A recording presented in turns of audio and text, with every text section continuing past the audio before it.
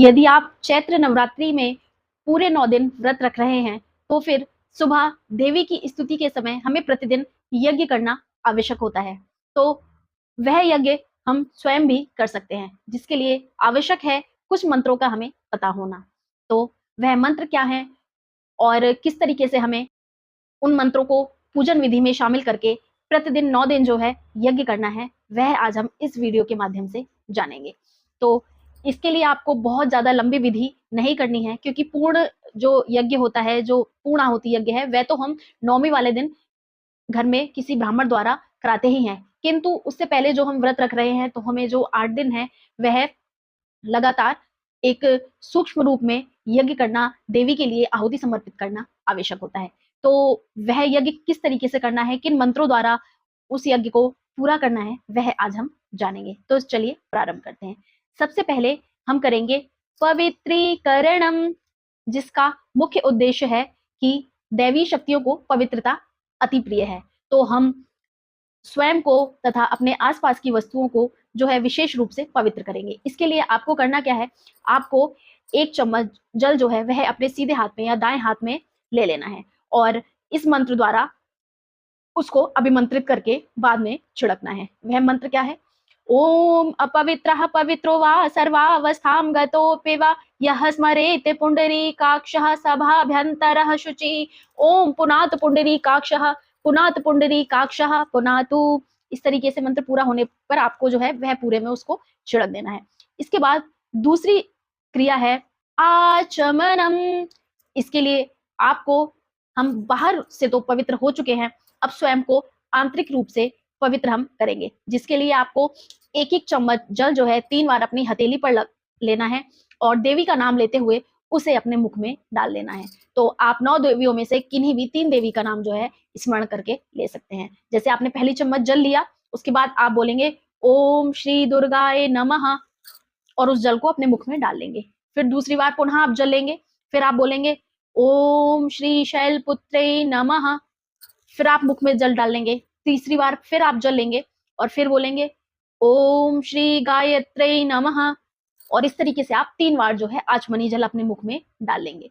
इसके बाद जो क्रिया आती है वह शिखा वंदनम। शिखा यानी कि इस ब्रह्मांड का जो केंद्र है वह हमारा यह सिर है, यह मस्तक है और इस मस्तक को एक केंद्र रूप में एक जगह केंद्रित करने के लिए जो शिखा है वह मुख्य कार्य करती है। तो उस शिखा को जो है हम यहाँ पर हाथ रख के जल द्वारा मंत्रित करके उसको हम पूजेंगे। तो उसके लिए आपको क्या करना है, आपको बाएं हाथ में जल लेना है, यानी कि जो उल्टा हाथ है आपको 1 चम्मच जल उसमें लेना है। अपने हाथ, सीधे हाथ की 5 उंगलियों को उस जल में इस तरीके से डुबोना है और मंत्र के साथ वह जल जो है इस तरीके से यहाँ रखना है। अब हम चलिए पढ़ते हैं इसका मंत्र। ओम चिद्रूपिणी महामाये दिव्य तेजः समन्विते तिष्ठ देवी शिखा मध्य तेजो वृद्धिम कुरस्व में। इसके बाद जो जल है थोड़ा सा वह अपने संपूर्ण शरीर पर जो है छिड़क लेंगे। इसके बाद चौथी क्रिया आती है जो कि है प्राणायाम की।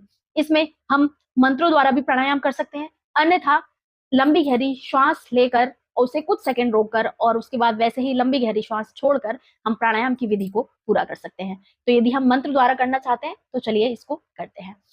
ओम भूः ओम भुवः ओम स्वः ओम महः ओम जनः ओम तपः ओम सत्यम ओम तत्सवितुर्वरेण्यं भर्गो देवस्य धीमहि धियो यो नः प्रचोदयात्। ओम आपो ज्योतिरसोमृतं ब्रह्म भूर्भुवः स्वः ओम।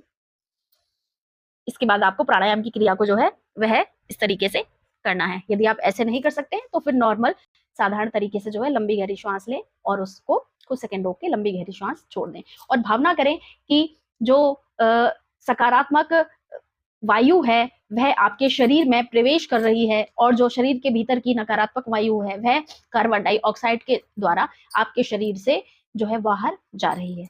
उसके बाद आता है न्यासः। न्यास में क्या क्रिया होती है कि हमारे शरीर के जो मुख्य अंग हैं उन्हें हम जो है जल द्वारा, मंत्रों द्वारा जो है अभिमंत्रित करते हैं, पवित्र करते हैं, क्योंकि दैवी शक्तियों को पवित्रता अति प्रिय है।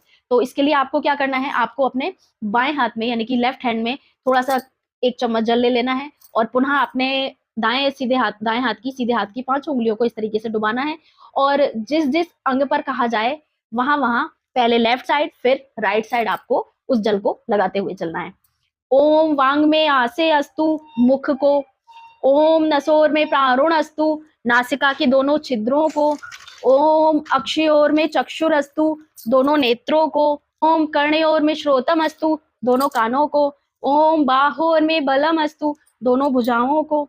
ओम ऊर्वोर में ओजो अस्तु, दोनों जंघाओं को। ओम अरिष्टानि मृंगानि तनुस्तन्वा में सहसंतु, समस्त शरीर पर।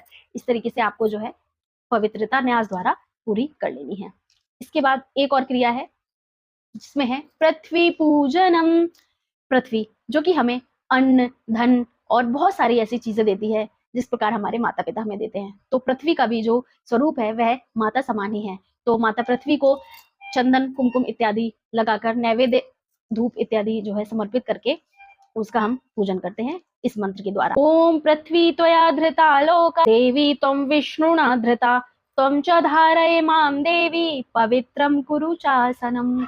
इसके बाद आपको जो है क्या करना है कि जो भी 9 देवियां हैं उनके नाम से आहुति हवन कुंड में जो है समर्पित करनी है। ये क्रिया पूरी होने के बाद आप हवन कुंड की अग्नि को जो है प्रज्वलित कर लीजिए कपूर इत्यादि के माध्यम से, लकड़ियों के माध्यम से। तो हम जानते हैं कि अब वे 9 देवियों के मंत्र कौन से हैं जिन्हें हमें 9 देवियों को समर्पित प्रतिदिन करना है। तो ओम, सबसे पहला मंत्र है ओम सर्वमंगल मांगल्ये शिवे सर्वादि साधिके शरणे त्र्यंबके गौरी नारायणी नमोस्तुते स्वाहा। ओम प्रथम शैलपुत्री देवी इदं नमः। ओम सर्वमंगल मांगल्ये शिवे सर्वादि साधिके शरणे त्र्यंबके गौरी नारायणी नमोस्तुते स्वाहा। इदं देवी ब्रह्मचारिणी देवी इदं नमः। ओम सर्वमंगल मांगल्ये शिवे सर्वादि साधिके शरणे त्र्यंबके गौरी नारायणी नमोस्तुते स्वाहा। इदं देवी चंद्रघंटाय इदं नमः।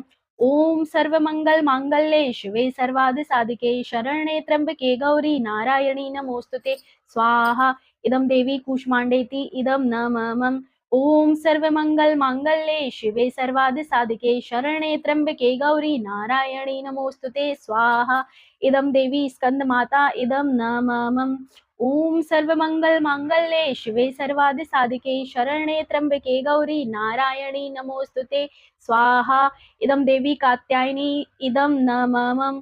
ओम सर्वमंगल मांगल्ये शिवे सर्वादि साधिके शरण्ये त्र्यंबके गौरी नारायणी नमोस्तुते स्वाहा। इदं देवी कालरात्रि इदं नमः।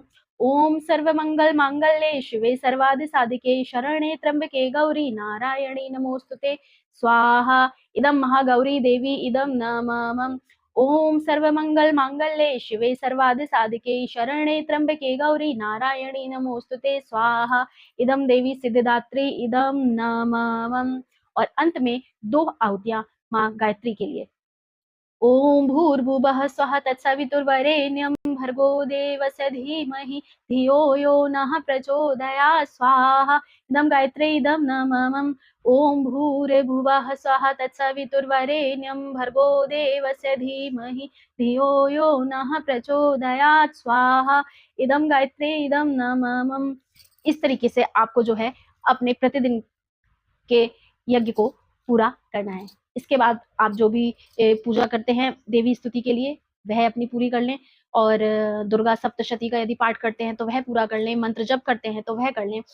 और इसके बाद आपको अंत में माता की, देवी की जो है वह आरती करनी है, जो कि कोशिश करें कि यदि आप शुद्ध देसी घी के बने हुए दीपक से करें तो ये बहुत ही उत्तम होगा। इसी के साथ नवरात्रि में प्रतिदिन होने वाले यज्ञ की हमने सूक्ष्म विधि को जाना है। तो आप इस वीडियो के माध्यम से वह यज्ञ को अपना चैत्र नवरात्रि में पूरा कर सकते हैं। इसी के साथ आप सभी को नवरात्रि की बहुत सारी शुभकामनाएं। जय माता दी।